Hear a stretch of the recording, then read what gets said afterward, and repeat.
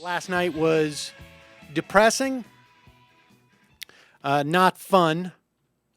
Back, I guess this is 2 years ago now. I got booked to do some Aspen Ideas Festival. Janine Garofalo and I went out to do a really ill-conceived semi-comedy show where our guests were, I can't remember who there was a reporter for the New York Times. For the life of me, I can't remember. But the other guy was Grover Norquist. And we were in a small venue. This is not broadcast in any way. Nobody was recording it in any way. And I was concerned that Janine would lunge across and tear Grover Norquist to shreds. She was actually not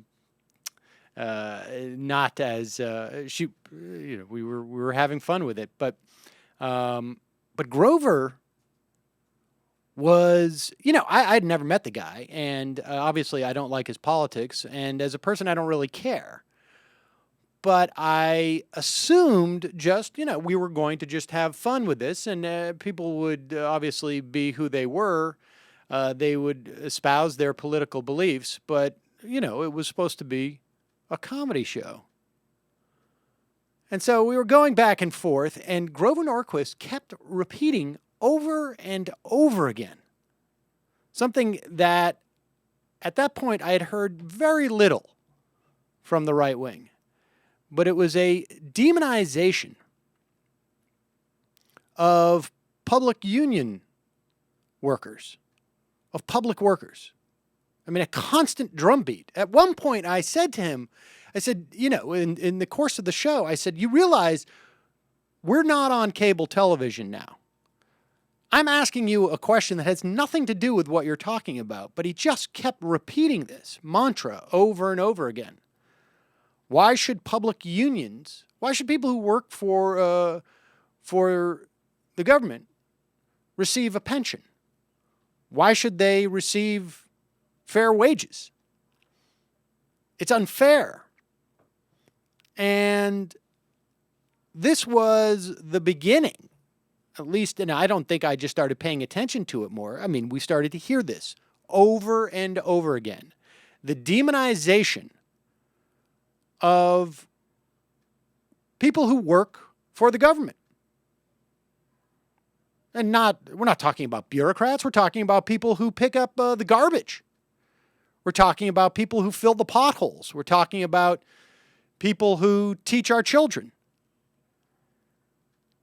And they were quite successful, I think, over the past 2 or 3 years. Maybe it was 3 years ago.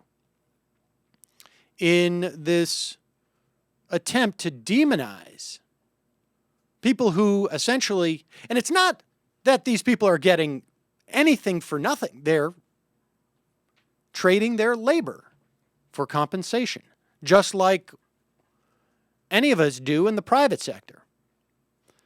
But they've been quite successful, and I think that was the strategy. We know the strategy that Scott Walker had, and that was to divide and conquer.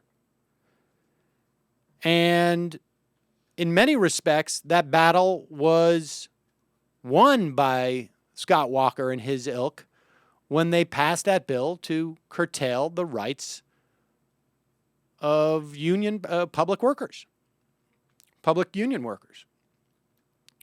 And so there are many factors as to why Walker won. It would have been a stunning defeat of Walker had it happened.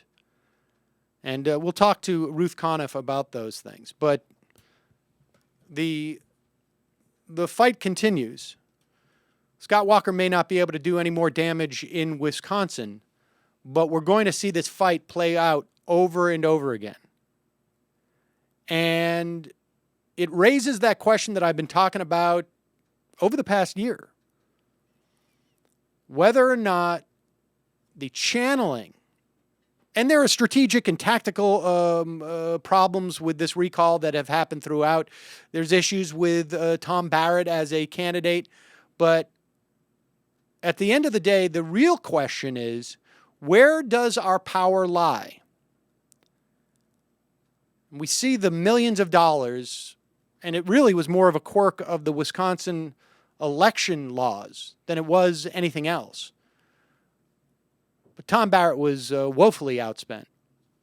And there are issues as to whether or not national Democrats should have poured more resources into it, whether President Obama should have come to Wisconsin. But at the end of the day, the real question is, where does our power lie? And it raises that question as to whether or not that energy should have been channeled into electoral politics versus organizing and protest and a general strike. And I asked this question, and I posed this question, and we'll be talking about this question in the coming weeks and months and perhaps years. Not so much as Monday morning quarterbacking or Wednesday morning quarterbacking, but for the future.